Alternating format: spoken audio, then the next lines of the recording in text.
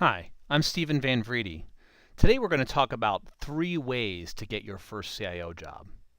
Getting good advice is important. A lot of people are out there willing to give free advice or cheap advice. But let's get you some good advice on how to get your first CIO job.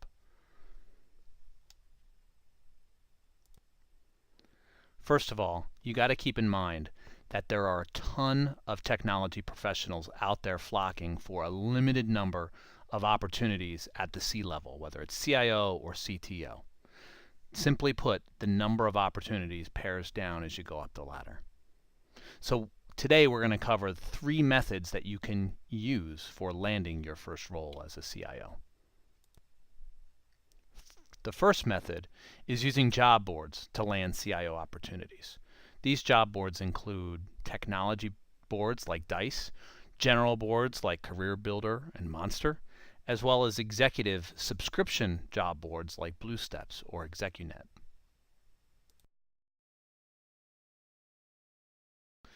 There are pros and cons to using job boards. First of all, they're quick and easy. They can make you feel really productive, like you've accomplished something once you've gotten into them. And they also provide some good insight onto market activity, what companies are hiring, what companies are out there in what markets. On the con side, only 15% of all positions are obtained using job boards. Believe it or not, this statistic gets even worse for the executive and C-level roles that you're going to be pursuing. For our second method, we ask you to tap into the power of executive recruiters in the technology field. Again, there's a bunch of pros and cons here. We'll start with a few high-level pros. Technology recruiters can market you to the companies. They know what companies are out there hiring, and they're the ones who handle setting up those executive interviews. However, they don't tend to pursue what we call stretch candidates. If you're going for your first CIO role, that means you're not a CIO today. So recruiters would consider you a stretch candidate and wouldn't give you the time of day. Because the other con, you have to be an easy sell.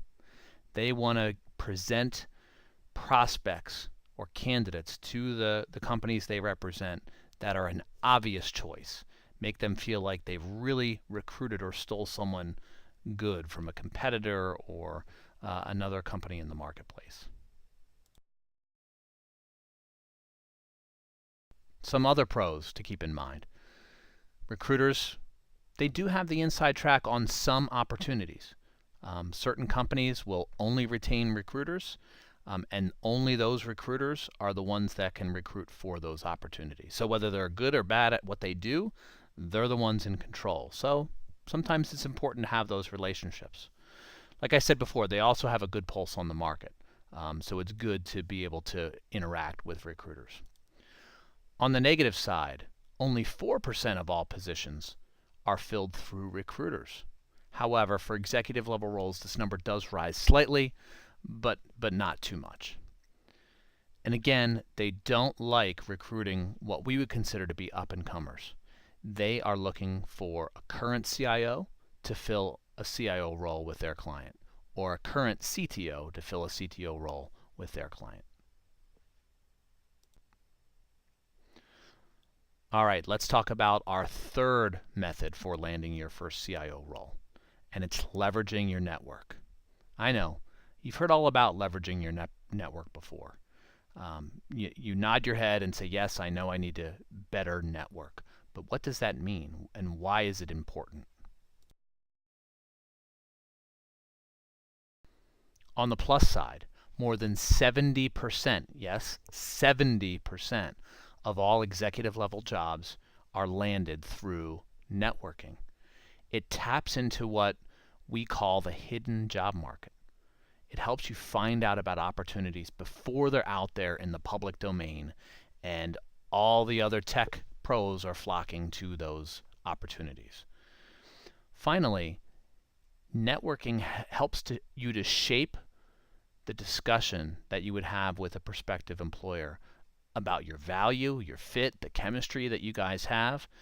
It takes it off of your experience, your age, the salary that you're going to look to get, the other candidates in the market, it brings it back to the value that you add. On the negative side, you've already probably figured out that networking can be hard work, and a lot of people just don't like it.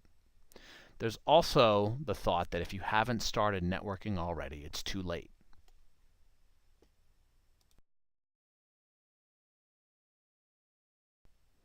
Well, that's just a myth. You don't have to have already networked, although it helps. Absolutely, without question, it helps.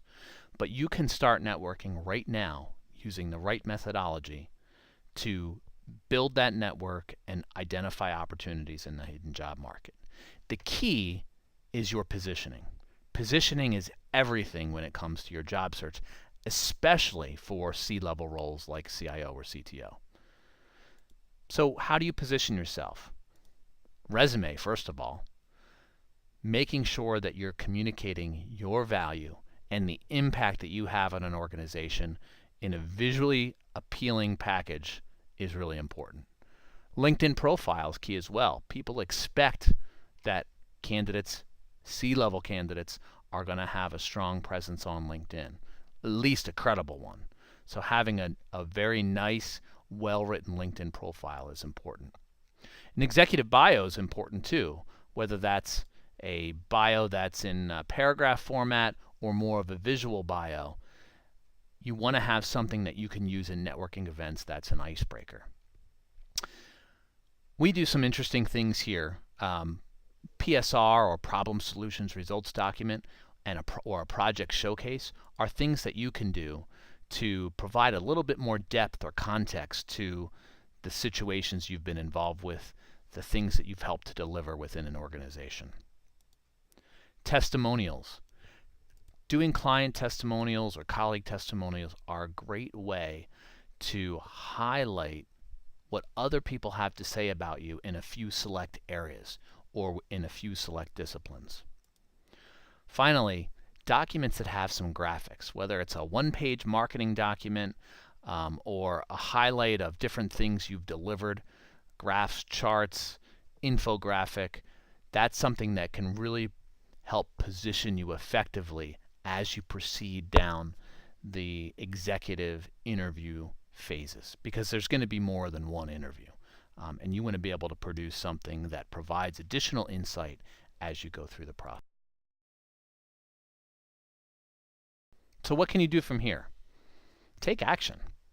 If you like this video, first of all, please give it a thumbs up, or even better, share it with a colleague or friend or family member on YouTube or Facebook.